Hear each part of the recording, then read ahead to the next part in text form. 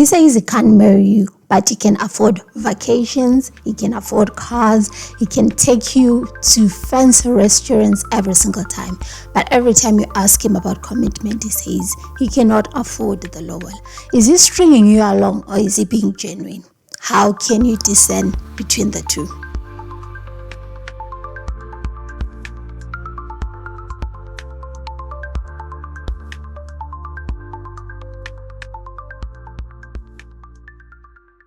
Hello and welcome to Future Husband Diaries. My name is Maya Onesisaswana, and for the woman who is coming back, who's been journaling with us, who's been healing with us, who's been praying with us, welcome, welcome, welcome. And if you're new to the platform, I hope that you enjoy, and let's grow together.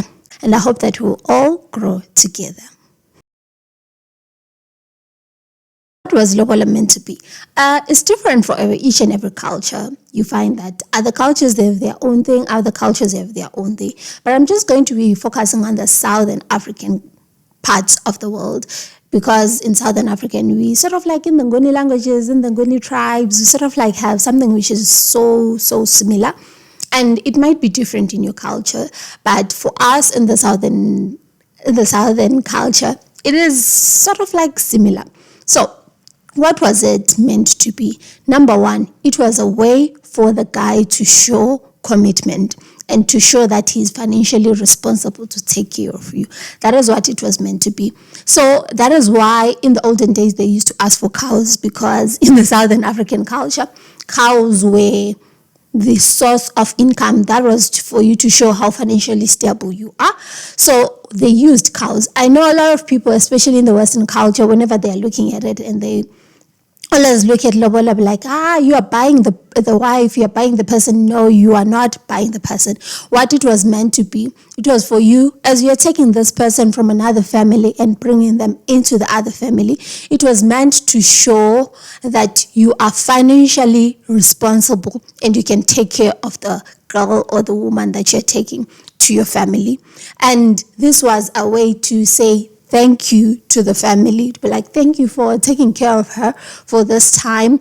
But especially in the Southern African culture, whenever you go into the other family, it's sort of like you change your whole identity. You change your surname, you change, you stay in that family, and you're sort of now known as the person from that family instead of your own family. I'm not saying you discard your family, but you sort of like you were integrated into your new family. So this was a way of saying thank you for taking care of our person. So that is what it was meant to be. And the other thing is, it was meant to honor the woman.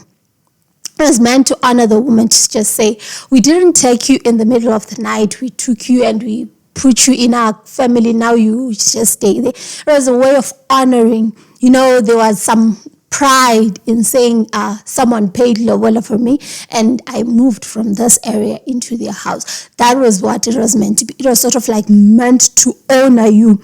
And with all of that, it was meant for the guy to show maturity. I've talked about that part and the financial stability, right? But it was also meant to be like a covenant between the two families, to show that before we were not families, but now because of this, that we have brought cows into a family, we have intermingled, and we sort of like now become one family.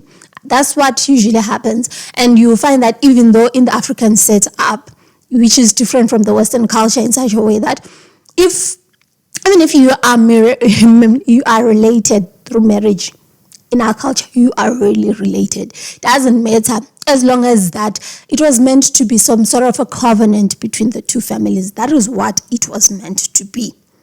And originally, that is how it was. I do not know how it was maybe in different kind of cultures, but I'm just mixing up all the Southern African Nguni tribes. That's what usually happened. What it was never meant to be was a punishment. Why I'm saying as a punishment is because now it's sort of like you find that when people are going through the lobola negotiations, people now sort of like punish you. Like, okay, we want I always told people when I was growing up, like, I want to be a Nandi, mother of Shaka. I want 50 cows to come to my home.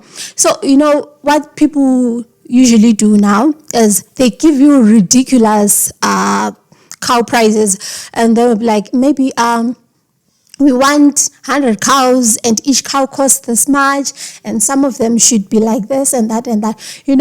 It's sort of like when you're now looking at it, it's no longer that covenant between those two people or between those two families. Now it's sort of like a punishment. That is not what it was meant to be. It wasn't meant to be a punishment. It wasn't also meant to be a death sentence.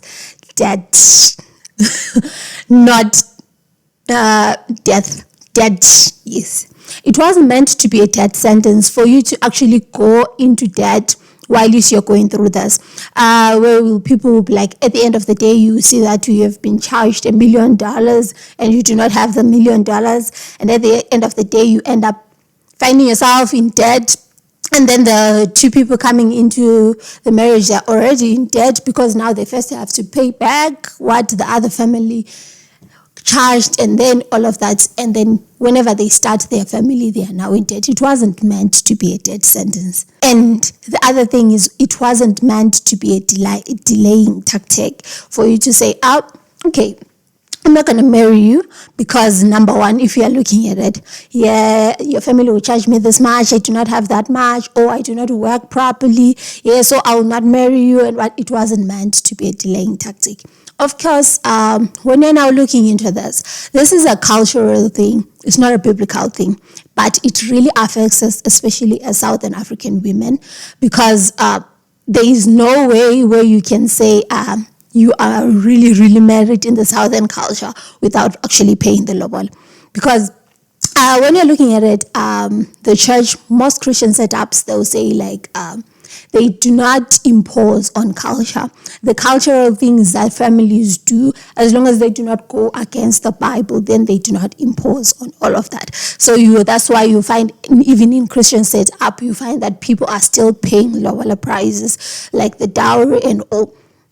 These things are still being done because it doesn't really go against what the Bible teaches. So with that in mind, now you find that you can go and sign, you can elope even in our culture, and you can go and sign at court and what. But for families to actually come together, and when you are now marrying into that family, for you to be fully accepted into that family, as a person, not to be like, this one, she's the girlfriend, even though you're really married. In our culture, people are so terrible in such a way that even if you sign at court and what, as long as you didn't go through this process, you find that other families will not accept you, and other families will not treat you the way that you're supposed to be treated as the wife of the other person.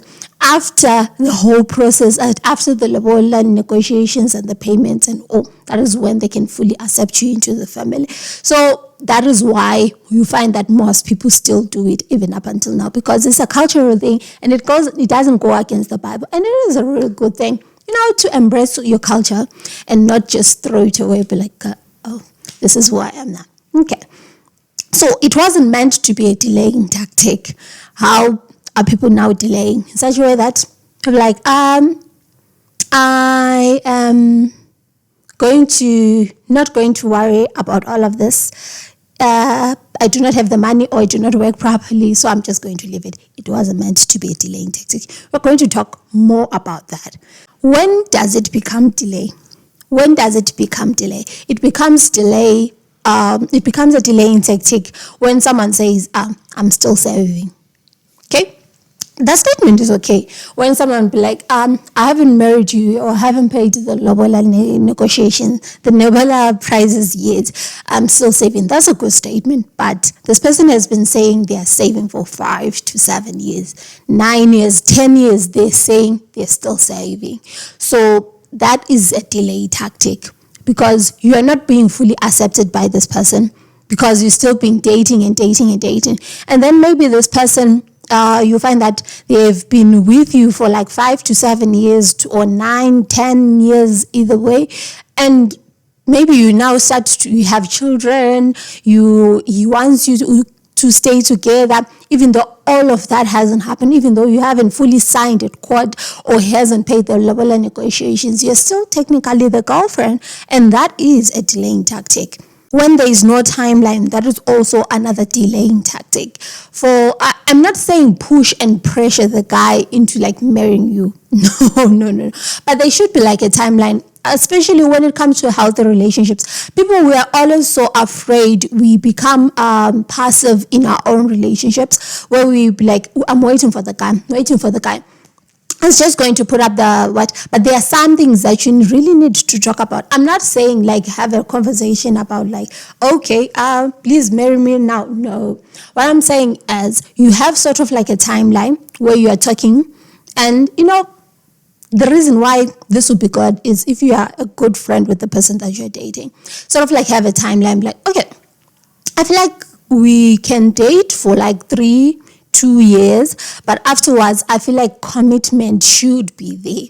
So you you are not saying exactly at this date we'll get married exactly at this date. No, it can happen earlier, but sort of like have a timeline, like I'm not comfortable dating you for 4 years. That's something that I'm not comfortable with.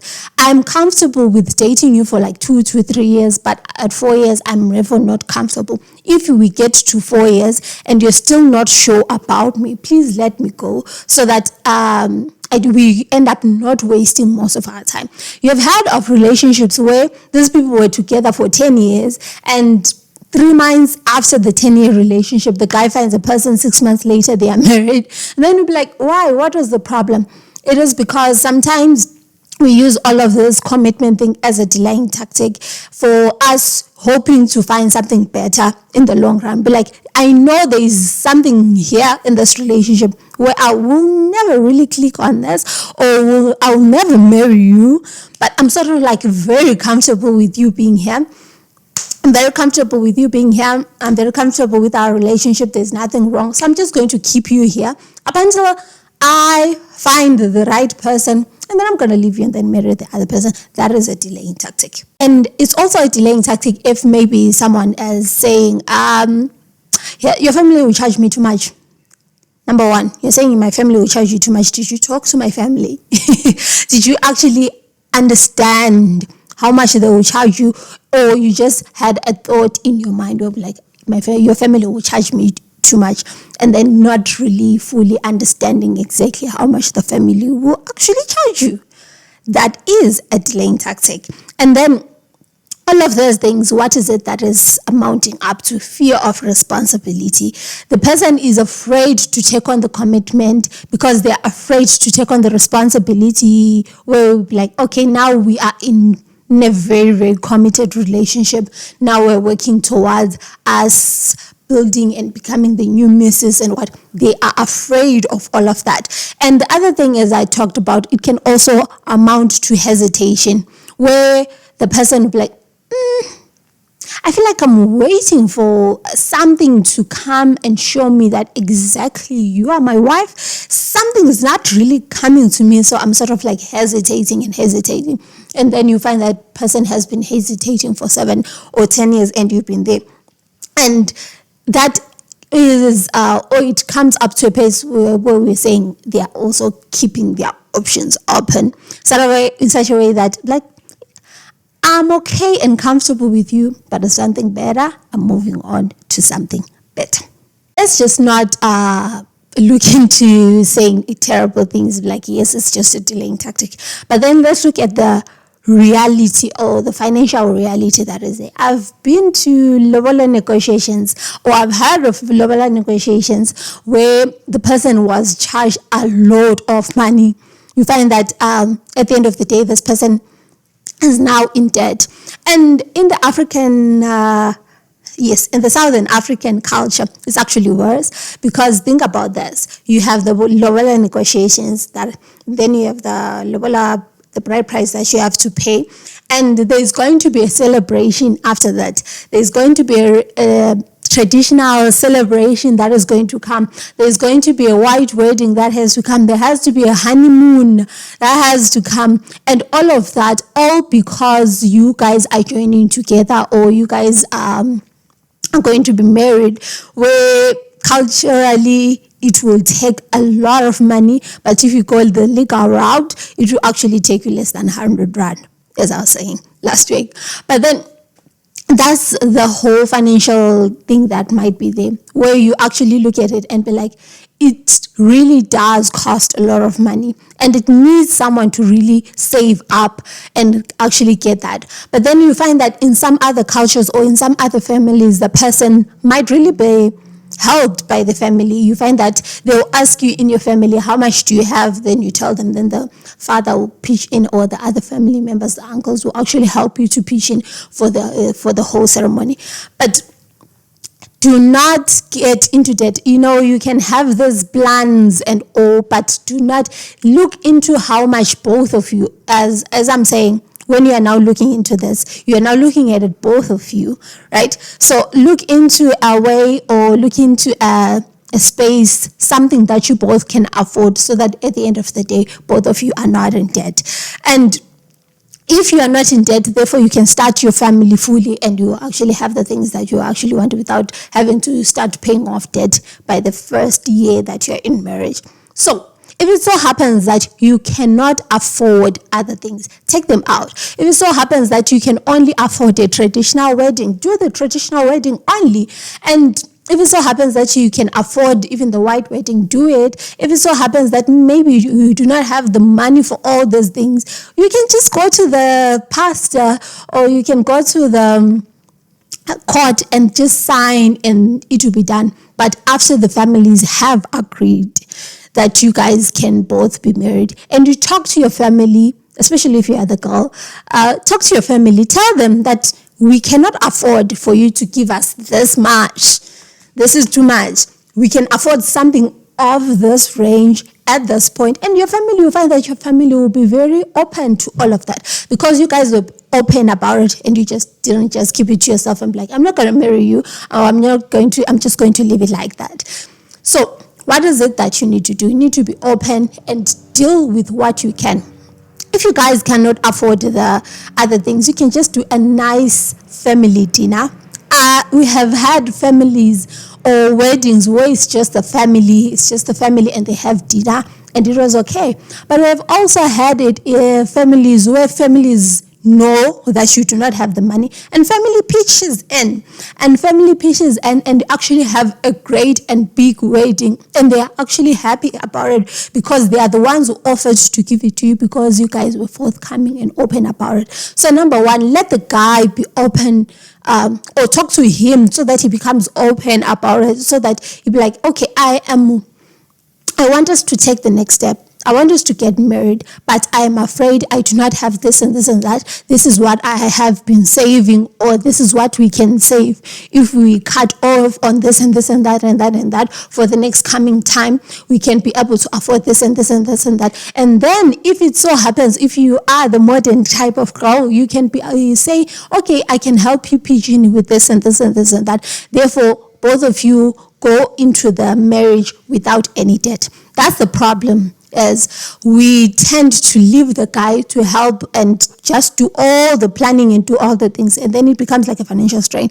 And then at the end of the day, he decides not to take the plunge and just stay where he is. You start to become resentful towards him, because why isn't he marrying me? It's been 10 years. Why isn't he doing this? And then the guy will be like, I cannot afford this. This is taking away my identity because of... But if you guys talk about it, you find that you come to an open and honest conclusion where both of you will be happy with the prospect, or will be happy with how things will work out in the end. Because number one, think about this.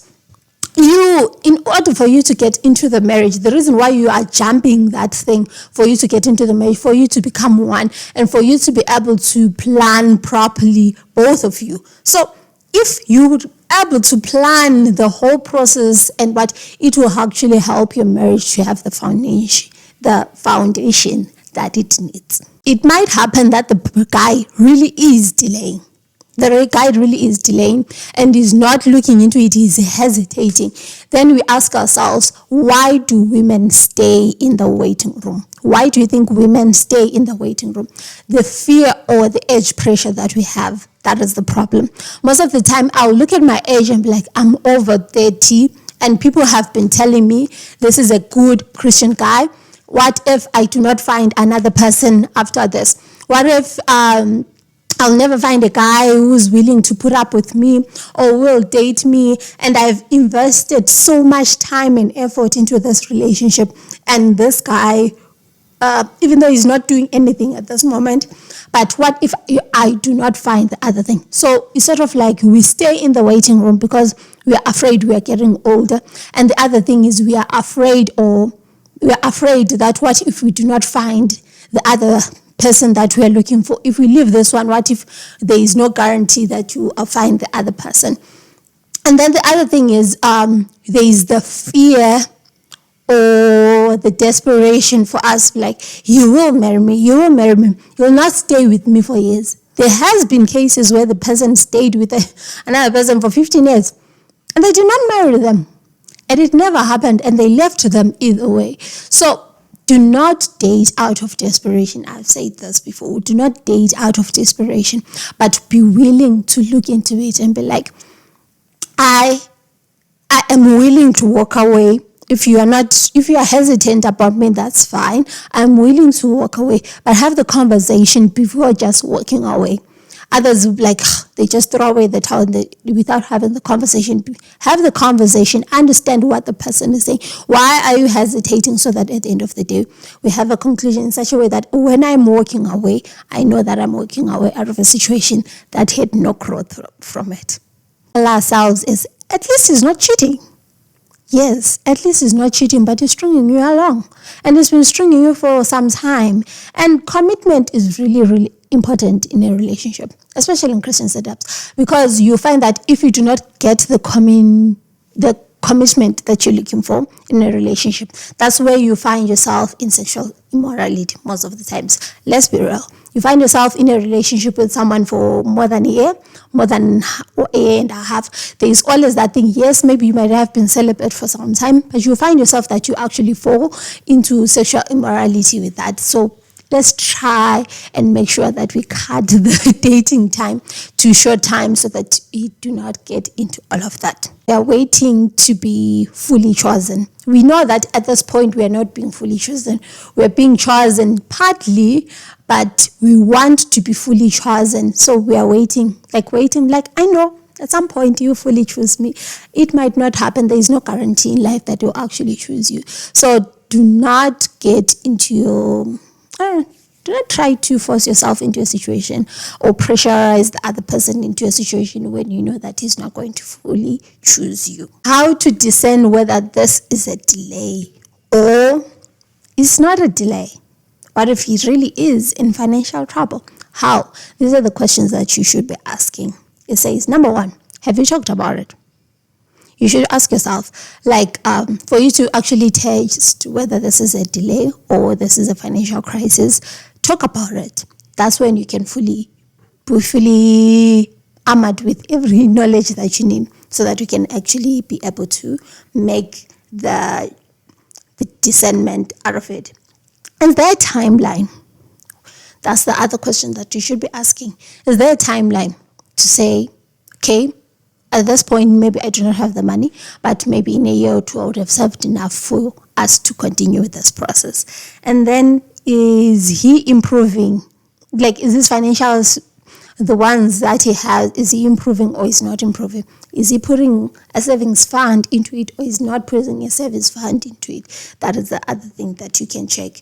And then, does he get defensive when you ask him, let's talk about this. Does it get defensive? That's the other thing that can tell whether it's a delay or it's a development. Do you feel like you are the one who's always bringing up the subject and you feel like you're pressurizing him?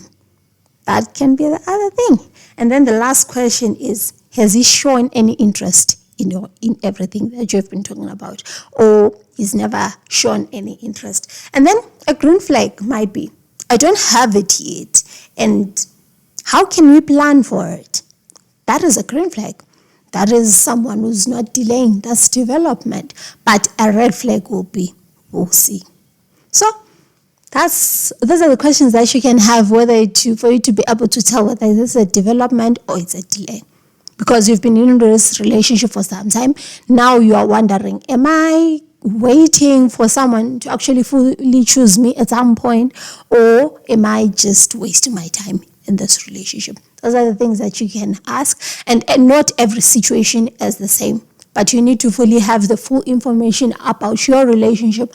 Communicate with the other person that you're in a relationship with for you to actually make that decision. Do not take a decision all on your own without talking and communicating well, because that is a disaster. Where I have my own thoughts, he has his own thoughts. Sometimes there might be some kind of miscommunication when we are not really talking, and I assume things, they assume things, then at the end of the day, there becomes a problem. So talk about it, communicate fully for you to be actually have the information to know that should you stay in this relationship or should you not. Or this person had been delaying, but now maybe we've communicated well, and now we're moving in a certain direction. That's all that I had for you today, and I hope that you like, subscribe, and share with a woman that you think will benefit from this conversation. And thank you to everyone who is new to the community, and I hope that you enjoy everything. So that's all that I had for you today. See you next time. Bye.